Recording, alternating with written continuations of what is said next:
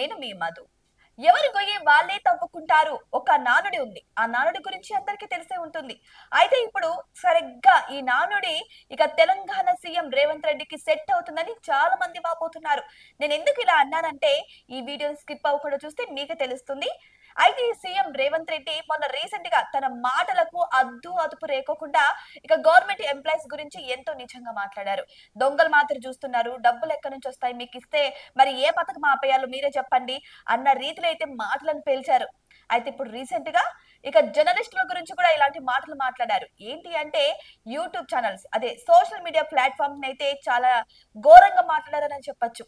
ఇక పక్కా చెప్పాలంటే ఇక యూట్యూబ్ ఛానల్స్ సోషల్ మీడియాలో పనిచేస్తున్న వారు అసలు జర్నలిస్టులే కాదు అన్న రీతిలో అయితే మాట్లాడారు.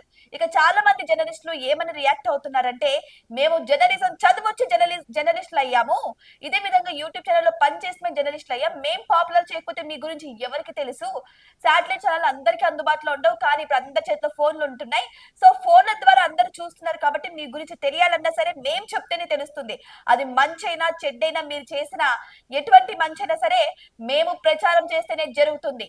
అయినా మేము కష్టపడి చదివొచ్చాం, డిగ్రీ పట్టాలు అందుకున్నాం, ఎంఏ పట్టాలు అందుకున్నాం, కానీ మీరు రాజనీతి శాస్త్రం చేశారా? మీరు రాజకీయాల గురించి మాట్లాడుతున్నారు.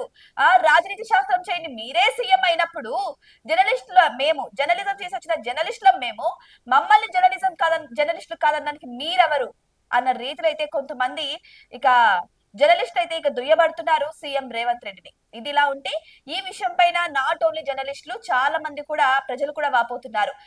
అక్రిడేషన్ కార్డుల గురించి ఏమైంది? మీరు ఇచ్చిన మాట ప్రకారమే అక్రిడేషన్స్ ఇస్తా అన్నారు, అక్రిడేషన్ కార్డ్స్ ఏమయ్యాయి? వాళ్ళకి అందాల్సిన పథకాలు, అదే ఇంటి స్థలాలు ఏమయ్యాయి అని ప్రతి ఒక్కరు కూడా ప్రశ్నిస్తున్నారు.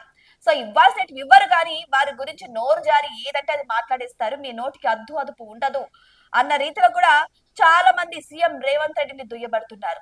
ఇది ఇలా ఉంటే సొంత పార్టీ నేత రాజగోపాల్ రెడ్డి కూడా ఇక సీఎం రేవంత్ రెడ్డి ఈ మాటల మీద మళ్ళీ రియాక్ట్ అయ్యారు.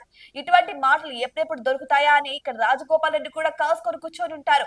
సో ఈసారి చూస్తుంటే ప్రతిసారి కూడా ఆయన అన్న మాటలను ఆయనకు గుర్తు చేస్తున్నారు రాజగోపాల్ రెడ్డి. అయితే కిందటిసారి కూడా చాలా రకాల మాటలు కూడా అన్నారు, ఆ మాటలు కూడా గుర్తు చేశారు. అయితే ఇప్పుడు కూడా రియాక్ట్ అవుతున్నారు. కనీసం ఆయన జాబ్ నేను చేయనివ్వట్లేదని కూడా చాలా సందర్భాల్లో ఫైర్ అయ్యారు రాజగోపాల్ రెడ్డి. అయితే ఇప్పుడు జర్నలిస్టులు అన్న విషయంలో కూడా ఆయన ఫైర్ అవుతున్నారు. ఏంటి అంటే ఇది విభజించి పాలించడం అన్న రీతిలో మీరు చేస్తున్నారు, సో అందరూ మూకుమ్మడిగా ఉంటున్నారు, ఇటువంటి వారి మధ్య కూడా మీరు చిచ్చు రేపుతున్నారు అని చెప్పేసి రాజగోపాల్ రెడ్డి కూడా ఫైర్ అవ్వడం జరిగింది. ఏదేమైనా సరే సీఎం రేవంత్ రెడ్డి ఒకటి రెండు సార్లు ఆలోచించుకొని మాట్లాడాలని చాలా మంది అంటున్నారు. ఒక సీఎం హోదాలో ఉన్న వ్యక్తి తన మాటను అద్దు అదుపు లేకోకుండా విడవడం కరెక్ట్ కాదని కూడా చాలా మంది అంటున్నారు. మరి మీకేమనిపిస్తుంది? సీఎం రేవంత్ రెడ్డి ఇక జర్నలిస్టుల మీద చేసినటువంటి ఈ మాటల గురించి మీ అభిప్రాయాన్ని కామెంట్ బాక్స్ లో కామెంట్ రూపంలో తెలియచేయండి. దీని మీద రాజగోపాల్ రెడ్డి రియాక్ట్ అయ్యారు కదా, దాని గురించి కూడా మీరేమనుకుంటున్నారో మాతో షేర్ చేసుకోండి. ఇటువంటి మరిన్ని ఇంట్రెస్టింగ్ అప్డేట్స్ కోసం మా ఛానల్ ని సబ్స్క్రైబ్ చేసుకోండి.